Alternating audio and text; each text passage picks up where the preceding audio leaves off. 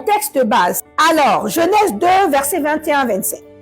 Alors l'Éternel Dieu fit tomber un profond sommeil sur l'homme qui s'endormit.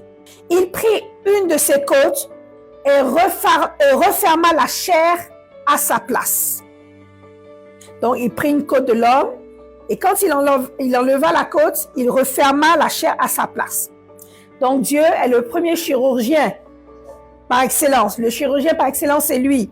Si tu as un problème de santé, tu as un problème d'ovaire, tu as un problème de kyste et que tu n'arrives pas à enfanter à cause de ces problèmes, je prie dès maintenant que l'Éternel, notre Dieu, qui est le chirurgien par excellence, puisse lui-même enlever tout ce qui est kyste, tout ce qui est fibrome dans ton ventre pour que tu puisses enfanter. Si tu as un problème qui t'empêche, toi, un homme, d'enfanter, que Dieu vienne visiter ta partie intime et que cette partie soit restaurée au nom de Jésus. Alléluia.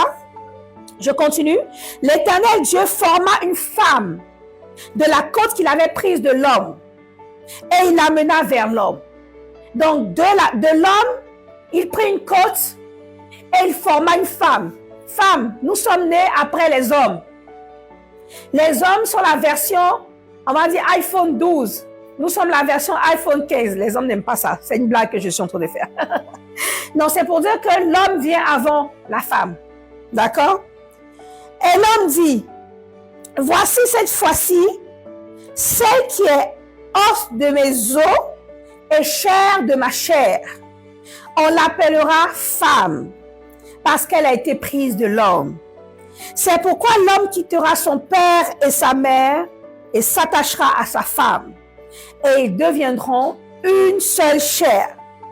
L'homme et sa femme étaient tous deux nus et ils n'en avaient point honte. Alléluia. Amen. Alors, gloire à Dieu pour cette révélation, parce que nous comprenons que l'homme a été créé d'abord. Donc, le plan de Dieu, c'était de créer l'homme. Et quand il se rendit compte que l'homme était seul, que l'homme n'avait pas quelqu'un de semblable à lui, il attendait, il regardait, et il s'est dit, je vais faire une surprise à l'homme. Je vais créer quelqu'un qui va venir passer du temps avec lui, qui va venir parler avec lui, au lieu qu'il essaie de se débattre avec l'éléphant, parce que l'homme était là, Adam était dans le jardin, et il allait parler à l'éléphant. Il disait à l'éléphant, tu vois, j'aime beaucoup ce genre de fleurs-là, j'aime beaucoup le poisson braisé. L'éléphant fait, oh, il monte sa trompe, il descend sa trompe. Dieu regarde tout ça et dit, mais qu'est-ce qui se passe? Il va vers le lion, il a envie d'un câlin, mais le lion a trop de force. Donc le lion joue avec l'homme et puis il met l'homme à terre. Le Seigneur se dit, ah, c'est compliqué. Il va vers l'ours. L'ours, il est là, tout ce qu'il veut, c'est que l'homme lui donne à manger, c'est que l'homme lui donne des fruits, l'homme l'accompagne chasser. Dieu regarde tout ça, Dieu dit, ah, j'ai créé cet homme-là, mais je ne l'ai pas créé pour son malheur. Je veux quand même qu'il soit heureux. Parce que tous les animaux que j'ai créés là, c'est vrai, ils aiment bien être à côté de l'homme, mais ils ne font pas son plaisir. Alors la première chose que Dieu fait, il crée quelqu'un qui va combler la solitude de l'homme. Donc si tu te sens seul, ce n'est pas d'avoir beaucoup d'amis. Je parle à des personnes qui sont en âge de se marier, bien évidemment. Ce n'est pas la multiplicité de tes amis qui va combler ta solitude. La preuve, quand vous vous séparez après une période de fête, chacun rentre chez lui. Même si tu passes une semaine chez tes amis, tu ne passeras pas toute ta vie là-bas. Il y a des moments où c'est vrai, tu aimes être avec tes parents, mais il y a des moments où tu ne peux pas tout dire avec ta mère, même si tu es complice avec ta mère, tu es un homme, tu es complice avec ta mère, tu es complice avec ton père. Il y a des choses que tu dois faire que tu ne peux pas le faire avec ton père ou ta mère. Tu es un homme, tu as beaucoup de frères, tu as beaucoup de sœurs, mais tu ne peux pas tout faire avec ton frère et tout faire avec ta sœur. Donc ça veut dire que si tu commences à ressentir dans ton cœur ce genre de solitude, si tu commences à ressentir que tu as des choses que tu veux faire, tu as envie de voyager, voilà, tu as envie de faire ceci, tu as envie de faire cela, ou tu as envie, ne serait-ce que quand tu arrives à la maison, de dire « Oh, aujourd'hui j'ai envie de manger une soupe de poisson et tout », ta mère n'est pas là pour ça, elle est là pour faire la soupe de poisson de son mari. Elle va le faire pour un certain temps, mais tu n'es pas son mari. À un moment, elle va te dire, ben, débrouille-toi avec ce qui est là. Parce qu'elle a préparé ce qui va plaire à son mari. Donc, si tu commences à te sentir dans ce genre de situation, ça veut dire que tu te sens déjà l'appel pour le mariage. Tu te sens déjà le désir pour le mariage. Des fois, tu as envie de parler en plein milieu de la nuit. Tu ne vas pas aller réveiller tes amis. Parce que tu as quelque chose de gros sur le cœur. Tu as un événement douloureux qui t'est arrivé. Et c'est au milieu de la nuit, tu as le sommeil troublé. Au début, quand tu es adolescent, c'est facile. Maman va venir te voir. Mais qu'est-ce qu'il y a, ma fille? Qu'est-ce qu'il y a, mon fils? Et puis là, tu vas expliquer à maman et tout. Mais tu ne vas pas continuer à le faire. Si, mettons, tu es un homme de 35 ans, ta mère a 70 ans, tu ne vas pas aller réveiller la femme de 70 ans là, pour venir lui expliquer qu'au travail, voilà ce qui s'est passé, voilà ce que tu vis. Donc, quand tu commences à ressentir ce genre de choses-là, je pense que le mariage commence déjà à t'interpeller. Parce que un enfant peut-être bon, on va pas dire un enfant, mais un jeune de 21 ans peut-être n'a pas ce même ressenti. Mais plus les années passent, plus tu le ressens. Alors Dieu se dit, je veux continuer à combler le besoin de solitude de l'homme. Je veux continuer je voudrais pas que l'homme soit seul dans ce beau jardin que je lui ai créé, auprès de ces beaux animaux-là. Parce que les animaux ne comprennent pas son langage. Il crée la femme. Ensuite, donc ça veut dire que c'est Dieu qui crée le mariage. Donc le mariage n'est pas ta volonté, d'accord? C'est quelque chose que Dieu a mis en toi, comme le désir d'avoir des enfants. Ok? Le désir d'avoir des enfants. Il y a des personnes qui ont le désir d'avoir des enfants, il y a des personnes qui n'ont pas le désir d'avoir des enfants. Ensuite, Dieu crée le mariage, donc il crée l'union, il crée l'homme et la femme, parce qu'il se dit qu'il faudrait que l'homme puisse quitter son environnement, comme j'ai dit, son environnement familial, et aille créer une autre famille. Parce que souviens-toi que dans la parole de Dieu, il est dit que l'homme doit quitter son père et sa mère, ok? Et que l'homme aussi et la femme doivent se multiplier et remplir la terre. Donc, on doit quitter l'environnement et s'attacher à un autre environnement que nous-mêmes nous allons créer. Parce que la famille de ton père, c'est la famille de ton père. Elle est constituée de qui? Elle est constituée de toi, l'enfant, donc de la femme. Donc, moi, la famille de mon père, prenons mon exemple, la famille de mon père, c'est qui? C'est sa femme, donc ma mère, plus les 4 enfants qu'ils ont eus. Moi, mes 2 petits frères et ma petite sœur. Ça, c'est la famille de mon père. Quand toi, tu prends de l'âge, tu dois aussi fonder ta propre famille. Et ta famille ne comprend pas tes frères et tes sœurs. Ta famille à toi, ils sont de ta famille, oui. On va dire, ils sont tes parents. Mais ta famille à toi, c'est ton épouse ou ton époux et tes enfants. C'est très important que je le mentionne parce que souvent dans le mariage, on ramène toutes sortes de personnes. Et cela cause des problèmes dans le mariage. Quand je dis toutes sortes de personnes, d'autres ramènent leur tante parce que ce n'est pas leur maman qui les a élevés. D'autres ramènent les cousins, les cousines. D'autres, ce sont les frères et les sœurs. D'autres ramènent le papa, la maman. Quand c'est comme ça, tu n'es pas en train de faire le mariage selon le plan de Dieu. D'accord? Pourtant, c'est très important, on va en parler tout à l'heure, c'est très important dans le mariage, bien évidemment, de respecter sa belle famille, mais le mariage, c'est toi, ton époux ou ton épouse et vos enfants. Amen. Et la Bible dit, tu quittes ta famille, donc tu quittes ton père et ta mère, tu quittes ton environnement, tu quittes et tu t'attaches à une autre personne pour fonder une nouvelle famille. Alors, quitter, c'est quoi? Donc, tu quittes physiquement. Donc, je sais que dans nos traditions, surtout si tu viens d'un pays africain, ou même certains pays aussi, on va dire, il y a des fois qu'on fait une maison familiale.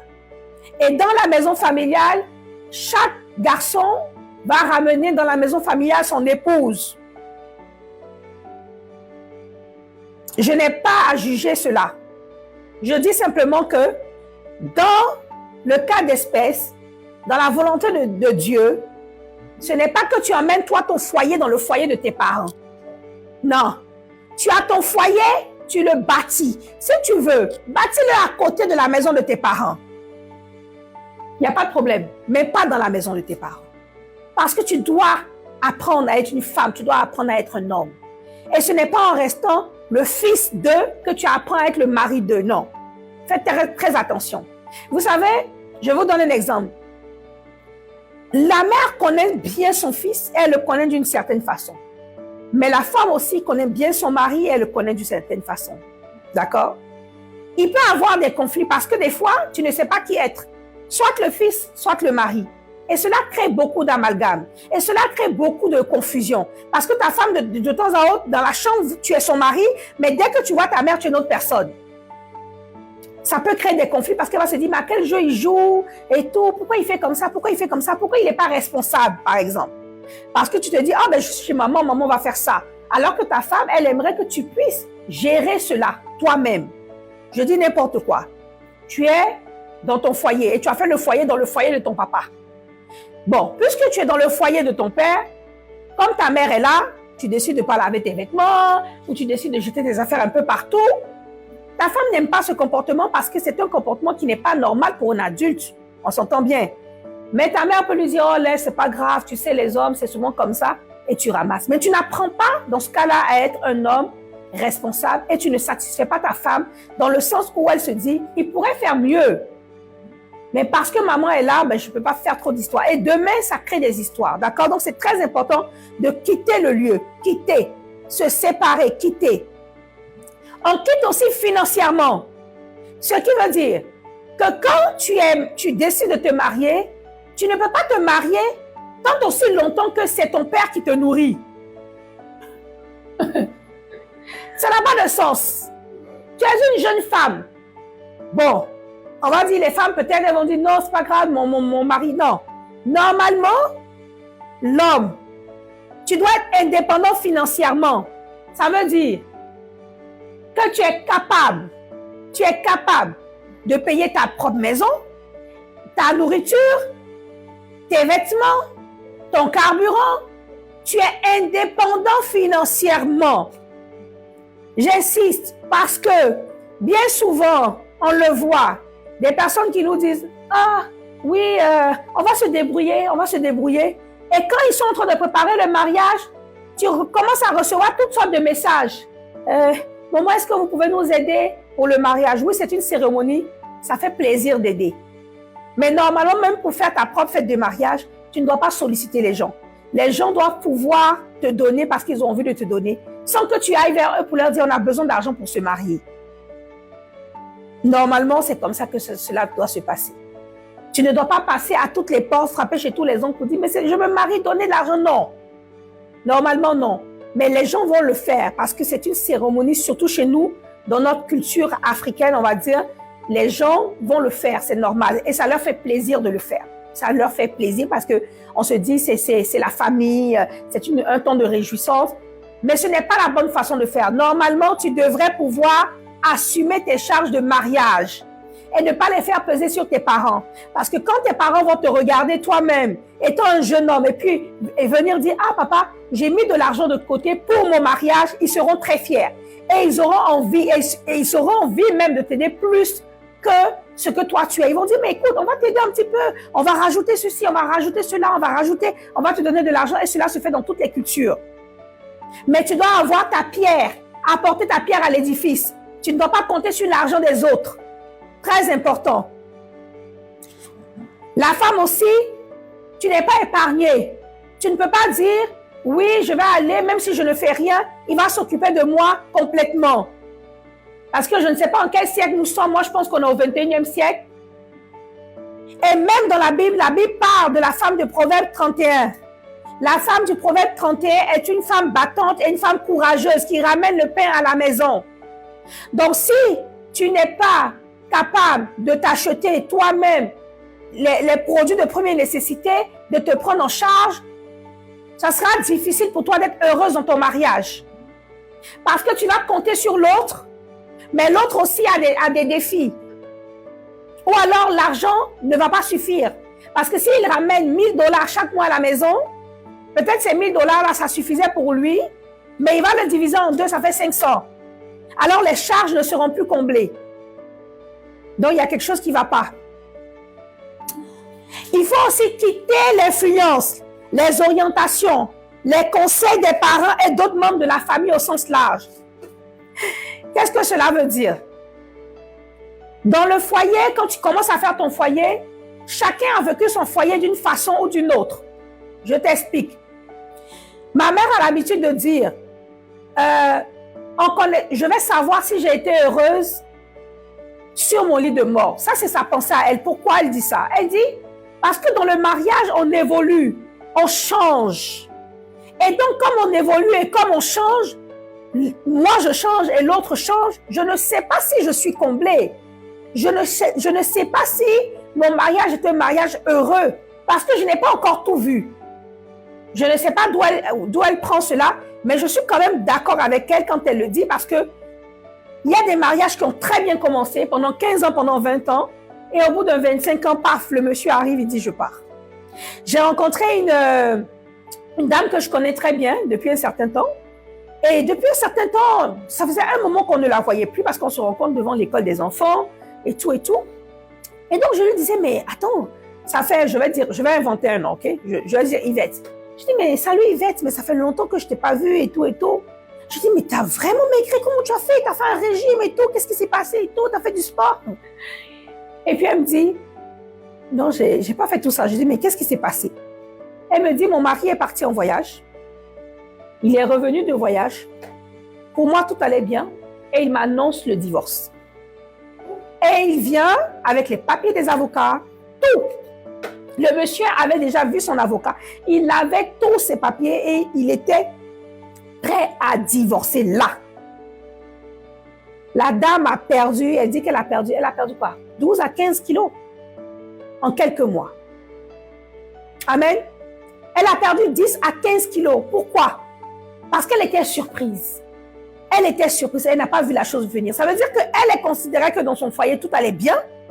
Et le monsieur considérait que tout allait mal. Alors, donc, les conseils que cette dame, si elle rencontre quelqu'un d'autre, elle va dire, mais écoute, fais attention, tu sais, les hommes, il peut arriver comme ça, un jour il se lève, il vient, et ça c'est sa vie à elle, c'est ce qu'elle a vécu. Ça ne veut pas dire que ça sera la vie de l'autre. Ça ne veut pas dire que sa fille va vivre la même chose. C'est bien de pouvoir donner des conseils, mais tu ne peux pas dire, parce qu'on m'a dit tout ça, donc mon foyer sera comme cela. Comme on nous dit souvent, oh, c'est normal que les hommes soient infidèles. Il y a des hommes qui ne sont pas infidèles. Mais on va te dire 98% des hommes sont infidèles. Peut-être que toi, tu as eu les 2%. Donc, tu ne peux pas commencer à surveiller ton mari comme l'inspecteur Gadget partout où il va parce que tu considères qu'on t'a dit que tous les hommes sont infidèles. Tu vas détruire ton foyer au cas où c'est un homme fidèle. Bon, s'il il est infidèle aussi, bon, tu vas le savoir très vite. Tu ne peux pas t'appuyer sur les blessures de tes parents pour entrer dans ton foyer. C'est ce que je veux dire. Tu ne peux pas t'appuyer sur les blessures de tes amis pour les ramener dans ton foyer. Chacun a son vécu. Il y a des femmes qui ont vécu des foyers super heureux et leurs filles vont entrer dans des foyers où le mari va les battre. Déjà, je voudrais préciser quelque chose. Tu es dans ton foyer et tu te fais tabasser régulièrement par ton mari ou ta femme. La Bible ne parle pas de ce genre de mariage. Je crois que Dieu ne considère pas cela comme un mariage. D'accord? Ça, c'est ce que je crois. Parce que sinon, il en parlerait. La Bible parle d'un homme qu'on appelle Nabal. Son nom veut dire le fou.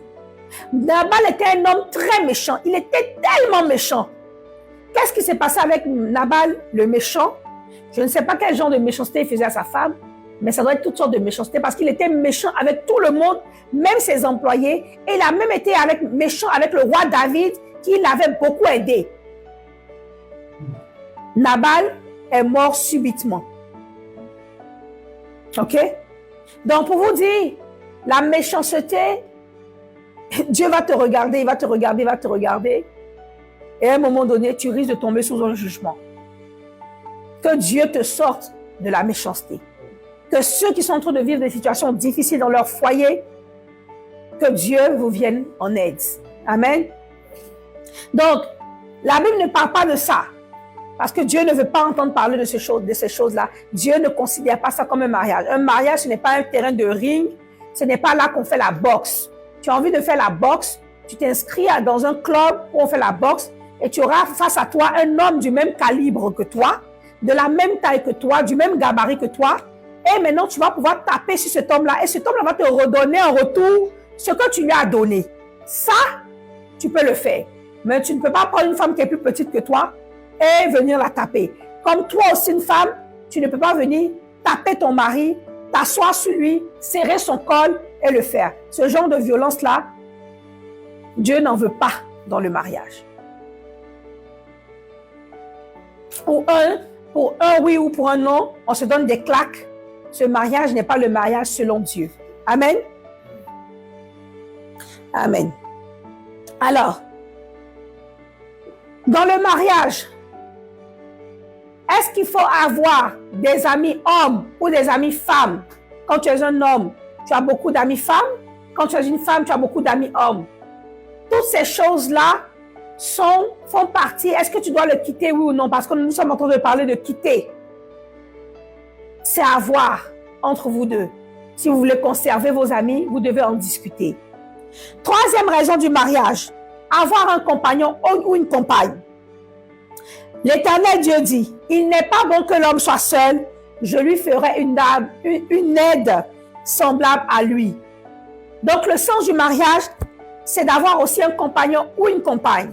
Quelqu'un avec qui tu vas cheminer, quelqu'un avec qui tu vas grandir, quelqu'un qui pourra te dire, mais ça c'est pas bon, ça c'est bien, faisons comme ça, essayons ça. Amen. L'autre but du mariage aussi, c'est de créer un environnement où tu pourras être ouvert. Quand on lisait le passage de Genèse, Genèse 2, versets 21 à 25, quand on lisait le passage, la Bible dit que Adam et Ève étaient tous les deux nus. Ils étaient tous les deux nus. C'est vrai qu'ils étaient nus physiquement, mais ils étaient aussi nus au niveau de leurs sentiments. Ça veut dire que Adam n'avait pas caché ce qu'il était à Ève, et Ève non plus ne cachait pas qui elle était. Il y a des mamans qui ne savent pas que leurs enfants sont des voleurs.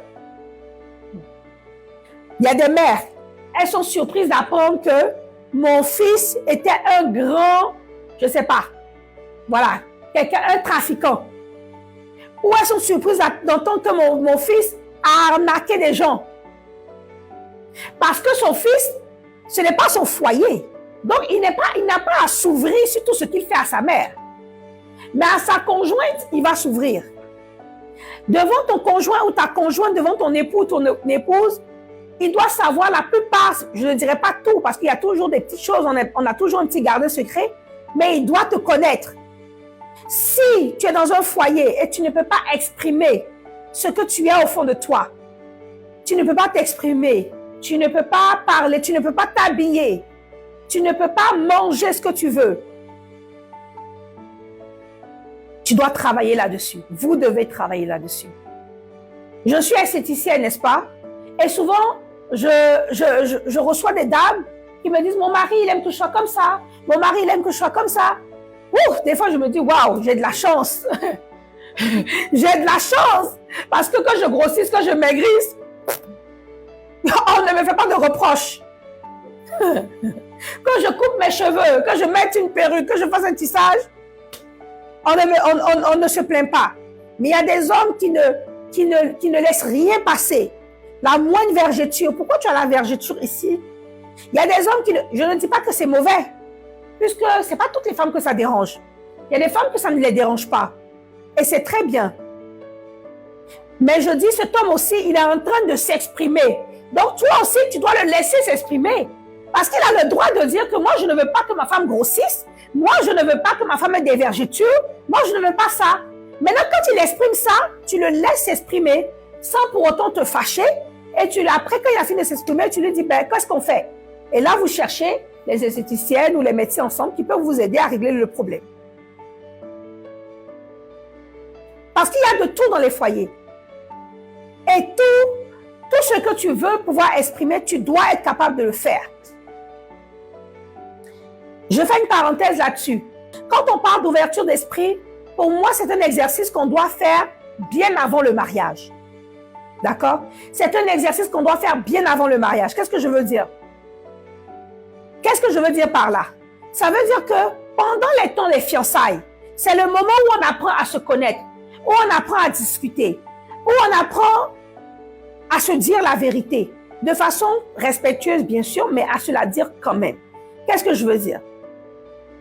Cet homme-là, sûrement, ces personnes-là sûrement, qui ont pris leur femme et qui ont dit, ah moi je veux pas que tu aies des imperfections sur le corps. Le corps pour lui c'est très important. Et donc, toi, quand il te le dit dans les fiançailles, tu dois prendre cela en compte. Tu ne peux pas, pendant ta grossesse, manger ce que tu veux, prendre du poids, prendre du poids, prendre du poids, et après te dire non, mais oui, c'est les hormones. Non, tu dois parler de ça avec ton médecin. Parce que lui, il a été catégorique, il dit, je ne veux pas ça. Je ne veux pas ça. Maintenant, si tu penses que tu peux l'amener à changer son point de vue en lui expliquant que chérie, tu sais, la grossesse est un peu difficile et tout ça, laisse-moi quelques temps après quand j'aurai fini l'allaitement et puis je vais reprendre ceci, je vais reprendre cela, mais vas-y, discute avec lui. Comme aussi, il y a des choses qui sont importantes dont on doit discuter avant le mariage. Les finances. Les finances. Comment est-ce qu'on va gérer l'argent? Il y a des femmes qui sont très dépensières, des hommes qui sont très dépensiers. Il y a des hommes ou des femmes, dès qu'on leur demande de l'argent dehors, ils donnent toujours, même s'ils n'en ont pas. Comment est-ce qu'on prend les décisions? Est-ce qu'on prend les décisions à un? Est-ce que je prends la décision ou on prend la décision à deux? Il y a des hommes, quand ils ont des projets, ou des femmes, quand elles ont des projets, elles les cachent à leur conjoint. Elles se disent, je vais d'abord faire mon projet.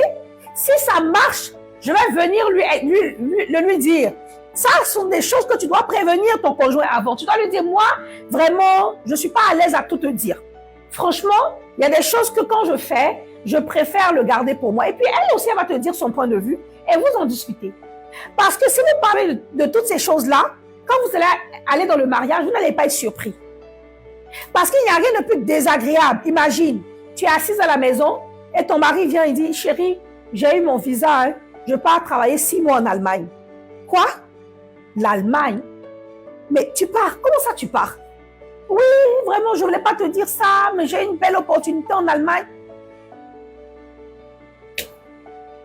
Ça peut détruire le foyer. Il y a des femmes qui veulent que leurs hommes soient impliqués dans l'éducation des enfants. Mais cet homme-là, il se dit, non, mais les enfants, ça c'est la femme qui gère parce qu'il a grandi comme cela. Non, pour moi, l'éducation des enfants, en tout cas, c'est toi qui vas tout choisir, l'école et tout ça. Quand il te parle comme ça, que ça te sonne une cloche à l'oreille, tu dois déjà lui dire, non, moi j'aimerais ça que tu puisses t'impliquer dans l'éducation avec moi. J'aimerais que tu puisses, tu vois, on va faire comme si, on va faire comme... Mais ce sont des choses dont on ne discute pas. Donc du coup, quand on arrive dans le foyer, on se dispute. Avec mon mari, moi personnellement, on a eu ce problème. Parce que moi, je suis une maman gâteau. Ça veut dire que je gâte beaucoup les enfants. Je les gâte. C'est vrai que je suis sévère de temps à autre, mais je suis quelqu'un qui gâte beaucoup les enfants. Donc, si l'enfant dit « je veux manger ça », je lui donne. S'il veut une glace, je lui donne. S'il veut acheter ça, j'achète. Tout ce que l'enfant veut, je le fais. Et mon mari considérait que ce n'est pas la bonne chose à faire. Et je le sais au fond de moi que ce n'est pas la bonne chose à faire. Mais j'avais besoin qu'il m'aide à recadrer ça parce que j'ai cette faiblesse-là de le faire. Dès que l'enfant vient « maman, s'il te plaît, maman, s'il te plaît ». Dès que je vois son petit visage, je dis oh, « ok, tiens, je le fais ». Mais mon mari aujourd'hui m'a aidé, mais ça a été difficile. Ça a été difficile pour moi parce que moi, au début, je le sais au fond de moi, mais je me disais, il est un peu trop méchant, il est trop sévère, j'aime pas ça. Pourquoi il fait comme ça? Pourquoi il me laisse pas faire? Pourquoi il veut pas donner ça aux enfants? Mais il y a des choses où il a accepté que je le fasse. Il y a des choses où il m'a dit, chérie, on peut pas faire comme ça. On peut pas leur donner tout ce qu'ils veulent dès qu'ils demandent. Et je l'ai compris. Donc, c'est des choses qu'on aurait même dû discuter avant parce que ça a mené des disputes dans notre foyer. Parce que pour moi, il était trop difficile, il était trop sévère, il était trop méchant. C'est comme ça que je voyais la chose. Peut-être parce que moi-même, mon père m'a trop gâté. Donc, pour moi, c'était normal de gâter les enfants parce que j'ai été beaucoup gâtée par mon père. La sexualité, je ne pourrais pas en parler en profondeur, évidemment, parce qu'on est sur les réseaux sociaux. Mais évidemment, c'est des choses dont on doit parler. Il y en a qui ont des sexualités plus renfermées, d'autres qui sont très ouvertes. Il faut en parler. Parce que celui qui est très ouvert va choquer celui qui est très fermé. Et celui qui est très fermé, il va se dire, mais pourquoi tu me choques? Pourquoi tu veux tout ça? C'est quoi tout ça? C'est vraiment, il y a un problème. Tu trouves qu'il y a des choses qui ne vont pas bien dans ta tête. Et celui qui est très ouvert va se dire qu'elle ne m'aime pas. Alors que ça n'a rien à voir. D'accord? C'est juste des façons de voir les choses et c'est des choses dont on peut discuter. Et même quand on a discuté pendant les fiançailles, mais pendant les fiançailles, on ne s'est pas tout dit. Dans le mariage, c'est de créer des temps, de créer des espaces, de créer des lieux où on peut se mettre ensemble, où il n'y a personne pour nous déranger. et on est à deux et on discute. Et là, tu vas comprendre, mais pourquoi elle dit ça? Pourquoi elle veut ça comme ça? Pourquoi il veut ça comme ça? Pourquoi ceci? Pourquoi cela? Alléluia. Donc là, on a énuméré les raisons du mariage. La première raison, c'était pour que l'homme comble son besoin de solitude.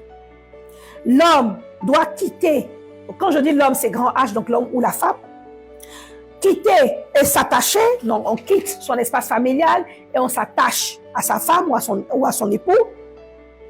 On a un compagnon de vie, quelqu'un avec qui on partage nos défis, nos douleurs. Quand j'ai perdu mon père, j'étais heureuse d'être mariée. J'étais heureuse d'être mariée parce que j'avais mon mari qui m'a soutenue. Parce que j'ai perdu mon père. Ma sœur aussi a perdu son père. Mes deux frères aussi ont perdu son père. Ma mère a perdu son mari. Qui allait me soutenir? Et mon mari a fait un travail extraordinaire pour que je ne sente pas ces douleurs. Il a tout fait. Il a tout fait. Bien sûr que je l'ai senti.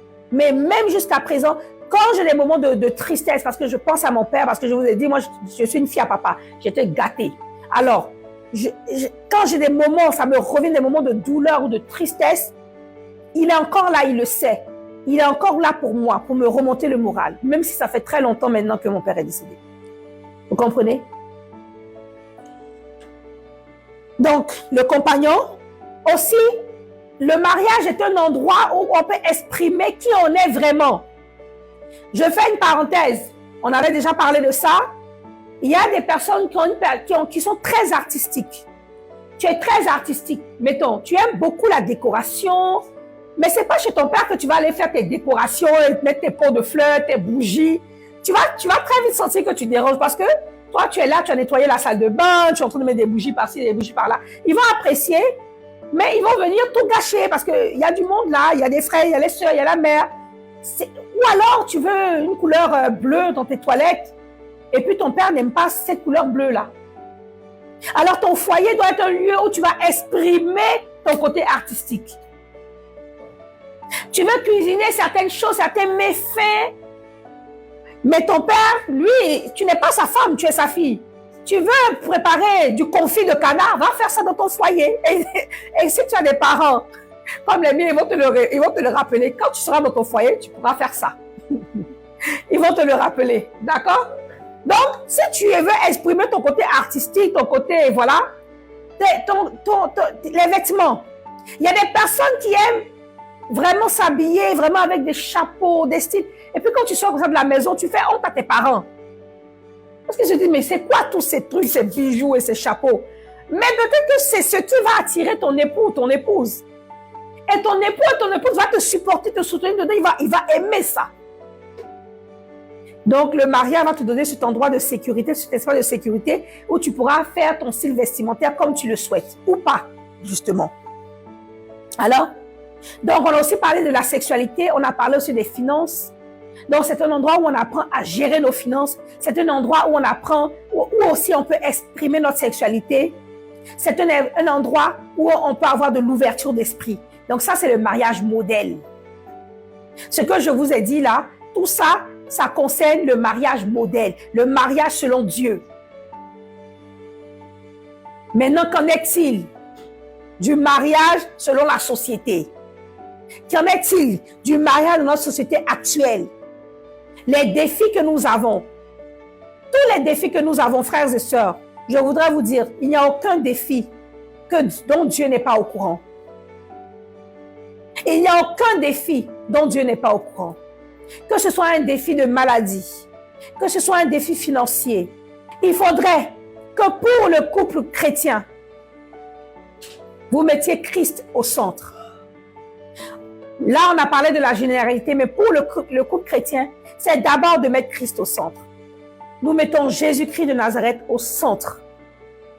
Quand on se mariait, nous, à l'église ABMCI, c'était le pasteur Alexandre Amazou qui faisait notre cérémonie, il a dit, le mariage, c'est comme une corde. Vous voyez, quand on tresse la corde, vous voyez, quand on fait une tresse, il y a 3 cordes. Donc, une corde, c'est mon époux, une corde, c'est moi, l'autre corde, c'est le Saint-Esprit. D'accord? Et donc, c'est ça qui fait que la corde est solide. Que la corde est solide. D'accord? Donc, Ce qui va rendre le mariage solide, c'est d'abord qu'il soit fondé en Christ. C'est d'abord que le mariage s'appuie sur Christ. C'est que le mariage puisse trouver son fondement dans la parole de Dieu. Ce qui veut dire que ce n'est pas parce que tu t'es marié aujourd'hui ou que tu dois abandonner la parole de Dieu. Parce que, en fait, quand tu allais à l'église, ton seul but était de te marier. Si ton seul but était de te marier, le mariage peut t'amener beaucoup de déceptions. Il y a des mariages qui déçoivent. Si tu n'es pas encore marié, que tu n'es que fiancé, et que tu vois que tu ne pourras pas exprimer tout ce qu'on a dit, en ce fiancé que tu as, tu ne trouves pas de compagnon. En ce fiancé que tu as, tu ne peux pas exprimer tes peurs, tes pensées, ton vécu, ton expérience. Avec ce fiancé que tu as, tu ne peux pas, voilà, tu ne peux pas être libre financièrement. Tu n'as pas un soutien financier. Avec ce fiancé que tu as, voilà, tu ne peux pas, je ne sais pas moi, partager tes désirs, t'exprimer comme il se doit. C'est le moment de sortir de ces fiançailles. Parce que, selon la Bible, dans le plan de Dieu, le divorce n'est pas permis. Le divorce n'est pas permis. Plusieurs personnes, quand j'en parle avec eux, me disent « Oui, mais tel pasteur a divorcé, tel pasteur a divorcé. » Le pasteur là, c'est un pasteur, c'est un homme. S'il a divorcé, c'est son choix. D'accord? Je répète aussi ce que j'avais dit au départ. J'avais dit quoi? J'ai dit, un homme qui te bat, ta vie est en danger. Si tu restes dans un foyer où ta vie est en danger, c'est ta responsabilité. D'accord? Tu es une femme, tu bats ton mari, le mari aussi sa vie est en danger parce qu'il y a des femmes qui sont quelque chose. Et la Bible nous parle des femmes querelleuses.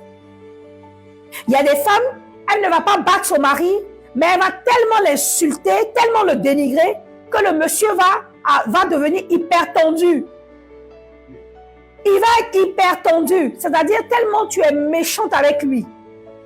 Tu lui donnes de l'hypertension. Peut-être que tu n'as pas la force physique de le battre, mais avec la petite langue qui est dans ta bouche, tu es capable de le démoraliser. Il se sent comme un moins que rien, il se sent comme un nul. Monsieur, si tu es dans cette situation-là, tu es aussi une victime. Fais attention, parce que si elle réussit à te détruire dans la tête, c'est comme si elle t'avait mis le couteau sous la gorge. C'est la même chose. Parce que l'esprit d'un homme, si tu le détruis, qu'est-ce qui lui reste? Tout ce que nous tirons comme force, c'est vient de notre esprit. Qu'est-ce qui lui reste? Tu es dans les fiançailles, ça ne va pas, retire-toi parce qu'il y a mieux devant.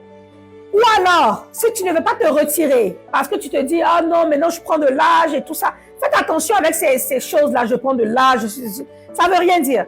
Vaut mieux se marier à 45 ans en étant mature et pour être dans un foyer heureux que de se marier à 25 ans pour pouvoir venir divorcer ou être une femme infidèle ou être un homme infidèle pendant au moins 15 ans pour ensuite divorcer plus tard. Ça revient au même. Donc moi, je préfère me marier plus tard et être heureuse dans mon foyer. Quand moi, j'étais à l'école, la plupart de mes copines se sont mariées à 22 ans, 23 ans. Mais un grand nombre a divorcé. Moi, je me suis mariée, j'avais presque la trentaine. D'accord? J'avais presque la trentaine et je suis encore dans mon foyer. Je ne dis pas que mon foyer est meilleur, mais je dis, ce n'est pas la peine de sauter les étapes. Tu sens qu'il n'est pas prêt, tu sens que tu n'es pas prête. Ne mets pas la pression de la société sur toi parce que ce n'est pas ce que Dieu te demande. Dieu ne te demande pas de te marier forcément maintenant, non. Tu sens l'envie de te marier, mais tu considères que tu n'es pas prêt, tu prends ton temps. Il est temps que dans les églises, on arrête de dire aux sœurs, ah, tu n'es pas encore marié, tu n'es pas encore marié, tu n'es pas encore marié. Aux frères, tu n'es pas encore marié, tu n'es pas encore marié. Le mariage n'est pas synonyme de rentrer au paradis. Au paradis, là-bas, devant la porte, on ne nous demande pas, est-ce que tu t'es marié, tu as fait des enfants? Sinon, Jésus n'allait pas y aller. Sinon, l'apôtre Paul n'allait pas y aller parce qu'il n'était pas marié. Donc, le paradis et le mariage, ça n'a rien à voir. Parce qu'il y a des mariages qui font rater le paradis. Tu es là et tu es cocufié, tu es un mari cocufié. Tu es une femme qui n'a même pas de quoi s'acheter, je ne sais pas, des vêtements. Tu es toujours en train de porter des vêtements délavés parce que ton mari ne s'occupe pas de toi. Tu vas faire grandir des remords dans ton cœur, des ressentiments, jusqu'à ce qu'un jour tu décides de sortir de ce mariage. Maintenant là, tu te retrouves dans une situation bizarre, dans un dilemme où la Bible dit de ne pas divorcer, et là tu as divorcé. Donc vaut mieux ne pas rentrer. Quand on a un doute, on ne rentre pas. Quand on a un doute, on prend le temps de voir si ce doute-là se dissipe au fil du temps pendant les fiançailles. Le doute n'est pas dissipé, on ne rentre pas. Même s'il y a eu un enfant entre vous, même s'il y a eu 3 enfants entre vous, au moins tu n'es pas encore marié. Donc tu restes fiancé.